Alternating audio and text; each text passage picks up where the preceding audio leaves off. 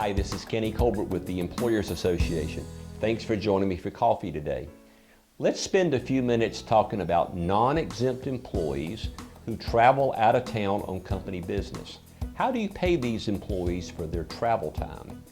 This is actually covered in the Fair Labor Standards Act in Section 785.39.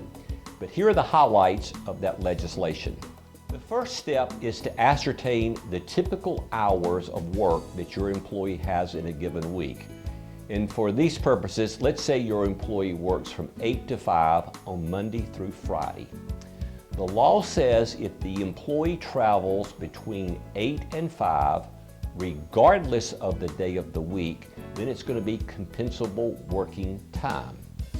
Now the law goes on to say that if the employee is a passenger either before or after his typical working hours, then that is non-compensable time. So let's talk about an example of how this would actually work. Suppose you have an employee who works 8 to 5 Monday through Friday, but they travel on Sunday afternoon. Remember, the law says regardless of the day of the week. So your employee is flying to California. It's a 4-hour flight. The employee is going to California for a conference. He leaves at 3 o'clock on Sunday afternoon. You have to pay him from 3 o'clock until 5 o'clock because that cuts across his normal working hours. You don't have to pay the employee from 5 p.m. to 7 p.m. because he is a passenger after hours. Now let's take that a step further.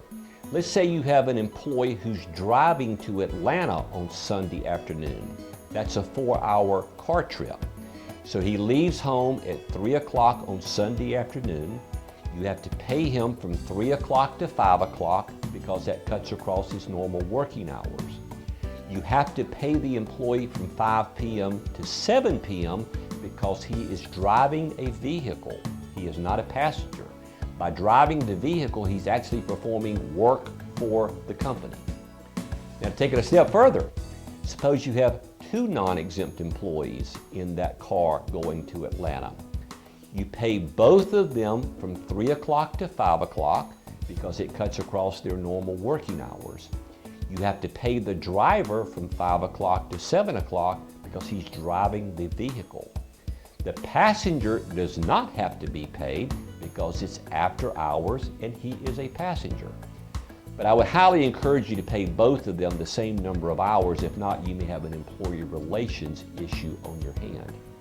Now, let's go back to the California example or either the Atlanta example. The employee arrives at his destination and he goes over to his hotel. You do not have to pay the employee for the time that they're spending in their hotel, because in essence, their hotel is their home for that evening, and you never pay employees while they're at home. The employee is in a seminar the next day or he's at a trade show the next day. Of course, you would pay for all of those hours. Now, the next night, the employee goes out for dinner. Do you have to pay hours while they're at the dinner? Well, it really depends.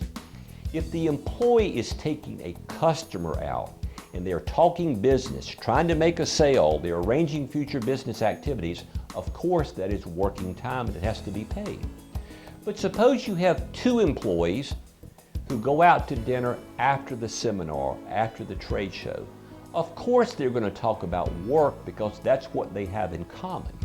But I would make the argument that you don't have to pay them because they're not there on official business reason. They have to eat dinner and they're just talking about work while they're having dinner. So I hope you can distinguish between the business dinner versus the casual dinner where business is being discussed. I find this to be very true. Most employers either overpay or underpay when it comes to paying travel time for their employees. Very few employers know the rule and pay it correctly. It's spelled out in Section 785.39 of the Fair Labor Standards Act. Read it. But if you have any questions, don't hesitate to call us here at the Employers Association. Thanks.